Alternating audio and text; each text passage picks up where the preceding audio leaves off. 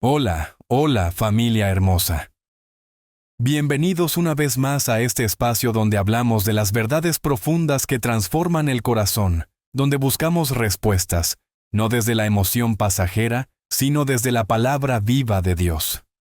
Hoy vamos a sumergirnos en uno de los temas más controversiales, misteriosos y espiritualmente profundos de toda la Biblia. ¿Cuál es el papel de Satanás en el plan divino? ¿Por qué Dios, siendo todopoderoso y santo, permitió su existencia? ¿Qué propósito tiene el mal en un mundo creado por un Dios bueno? Prepara tu corazón, abre tu mente, porque lo que vamos a explorar hoy no solo te revelará una nueva perspectiva bíblica, sino que puede cambiar la manera en que entiendes el dolor, la tentación y hasta tu llamado. Esto es verdad única. Todo comienza mucho antes del Edén, en los cielos mismos. Dios, en su infinita creatividad, creó seres celestiales gloriosos, y entre ellos, uno de los más resplandecientes fue Lucero, también llamado el querubín protector.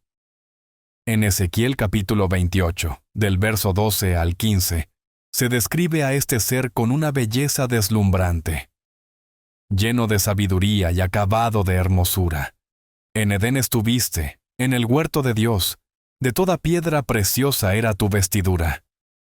No era un demonio, no era un monstruo, era una obra maestra de Dios, perfecto, hasta que se halló en él maldad. Y aquí es donde entra un misterio profundo. ¿Cómo es posible que el mal naciera en un lugar perfecto?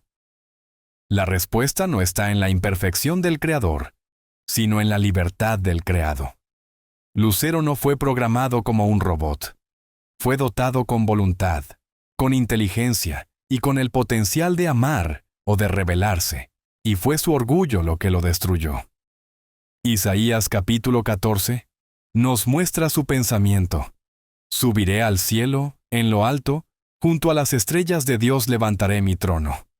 Seré semejante al Altísimo. El pecado de Satanás no fue un acto externo. Fue una ambición interna. Quiso el trono, quiso la gloria, y al querer ser como Dios, se convirtió en su opuesto. Y aquí algo que nos debe hacer temblar un poco. El primer pecado del universo no fue la desobediencia, fue el orgullo.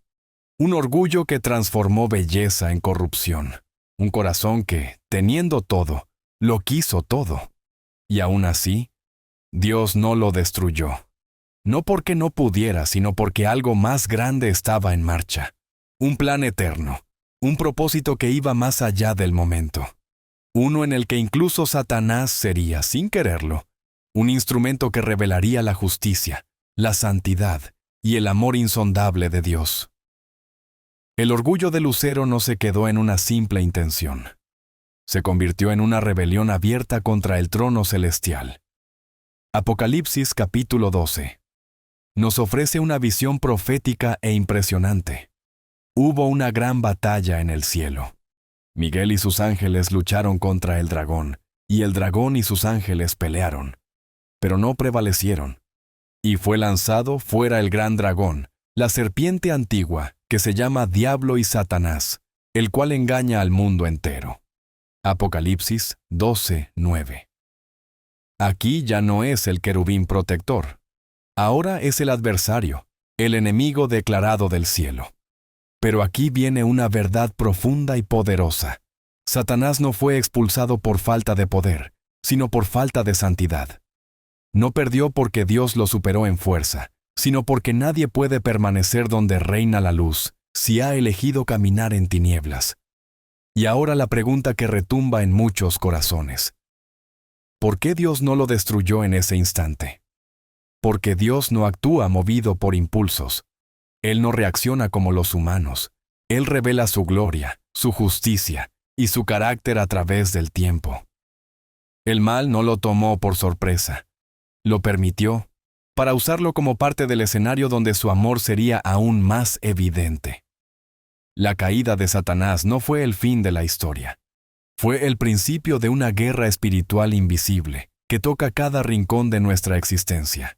y también fue el inicio de un plan redentor que ningún ángel, ni siquiera el diablo, podía imaginar. El escenario cambia del cielo a la tierra. Ahora estamos en el huerto del Edén, donde todo era armonía, hasta que aparece la serpiente. En Génesis capítulo 3, Satanás adopta la forma de un animal astuto. No ataca con violencia, sino con algo más sutil, la duda. ¿Con qué Dios os ha dicho? No llegó con fuego, llegó con una pregunta. Una pregunta que abrió la puerta a la desconfianza. Y Eva, luego Adán, eligieron creerle a la criatura en lugar de al Creador. Pero, ¿dónde estaba Dios? ¿Acaso fue sorprendido? ¿Falló su plan? En absoluto. Dios permitió ese momento. No para condenar al ser humano, sino para revelar algo mucho más profundo. El amor no se impone, se elige. La obediencia real solo puede existir si hay opción de desobedecer. La libertad fue el regalo. Y la serpiente, la prueba que reveló lo que había en el corazón. No olvidemos esto. El enemigo no actuó sin permiso. Su participación fue parte del guión divino. Un guión que prepararía el camino para la redención, para la cruz y para la restauración final. El Edén no fue el fracaso del plan de Dios. Fue el prólogo de una historia de amor que aún sigue escribiéndose. En el libro de Job, capítulo 1, encontramos una escena celestial que revela algo estremecedor. Satanás se presenta delante de Dios, no como un igual, sino como alguien que aún debe rendir cuentas.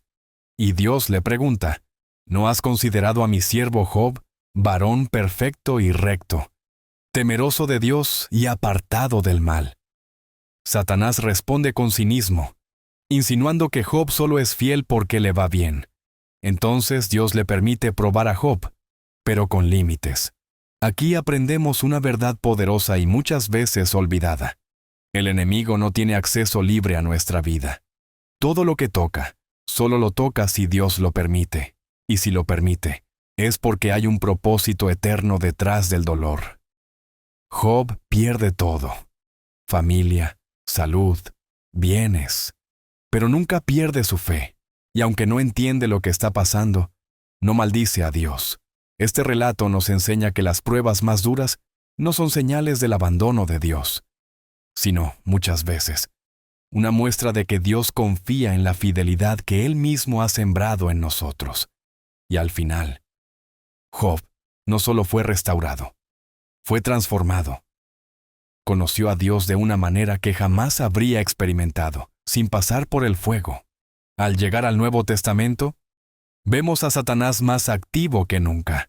Ya no solo engaña, ahora acusa, tienta y se opone frontalmente al propósito de Dios en Cristo.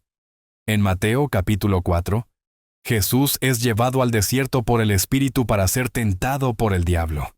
Sí, por el Espíritu, porque la tentación, aunque incómoda, también puede ser una herramienta para revelar quién realmente somos. Satanás ofrece pan, poder y gloria.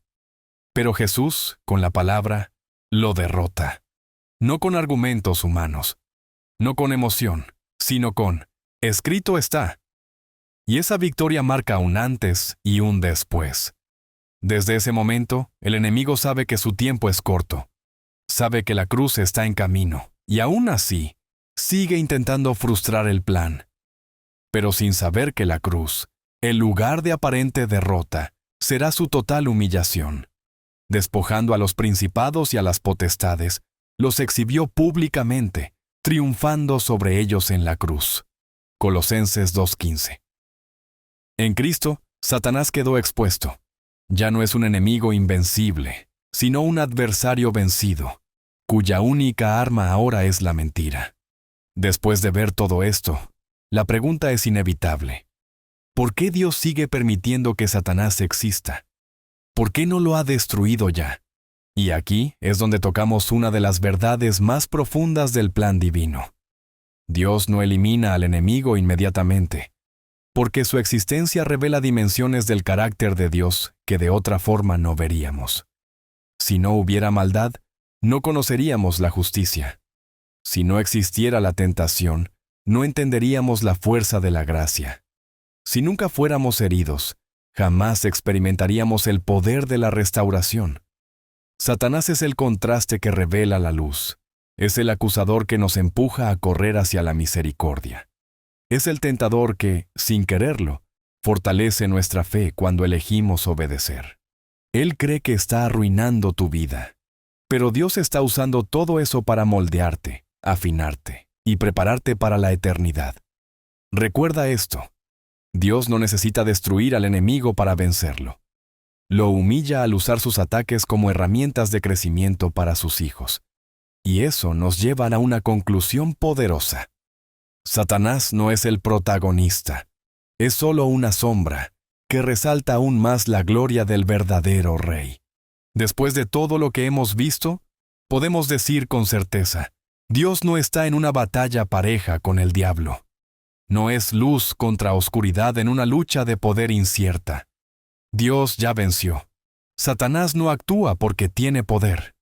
Actúa porque se le permite, y solo por un tiempo. Y aunque su rugido pueda asustar, no tiene autoridad sobre los hijos de Dios. Cristo le quitó las llaves. Cristo lo exhibió en la cruz. Y cada vez que tú eliges la fe en medio de la duda, el perdón en vez del rencor, la obediencia en lugar del pecado, le recuerdas que su derrota es eterna. El mal existe, sí, pero no durará para siempre. En Apocalipsis capítulo 20, Dios nos da un vistazo al final de esta historia. Y el diablo que los engañaba fue lanzado al lago de fuego y azufre, y será atormentado día y noche por los siglos de los siglos. Ese es su destino. El nuestro, en cambio, es vida eterna con Cristo. Una eternidad donde ya no habrá más llanto, ni más muerte, ni más acusador. Solo paz, justicia y gloria. Quizá estás viendo este video en medio de una prueba, de un ataque o de una temporada oscura. Quizá te has preguntado, ¿dónde está Dios en medio de todo esto? Hoy quiero decirte algo que no es una frase bonita. Es una verdad eterna. Dios está justo ahí, no solo mirándote desde lejos, sino peleando contigo, fortaleciéndote y usándolo todo para llevarte más profundo en Él. Porque el enemigo no tiene la última palabra. Dios la tiene. Y es una palabra de victoria. Si este mensaje tocó tu espíritu, si algo de todo esto trajo luz a tu vida, te invito a que no te lo guardes. Comparte este video con alguien que esté pasando por pruebas, alguien que tal vez está siendo atacado y necesita recordar que no está solo y que Dios no ha perdido el control. Déjame aquí abajo en los comentarios. ¿Cuál fue el momento de este mensaje que más te estremeció? ¿Has vivido alguna temporada donde sentiste que el enemigo te estaba rodeando? ¿Pero luego viste cómo Dios usó todo eso para levantarte aún más fuerte? Me encantaría leerte, orar por ti y crecer juntos en este camino de fe. Suscríbete si aún no lo has hecho y activa la campanita para no perderte nada. Este canal no es solo un espacio para aprender. Es una familia espiritual que crece, que se edifica y que se sostiene en la verdad de la palabra. Nos vemos en el próximo video, donde seguiremos descubriendo los misterios del cielo, los secretos del alma y el corazón eterno de Dios. Hasta entonces, permanece firme, ora con pasión, resiste con fe y nunca olvides que el que está contigo es mucho más grande que el que está contra ti. Te abrazo con el alma. Dios te bendiga. Y hasta pronto. Esto fue Verdad Única.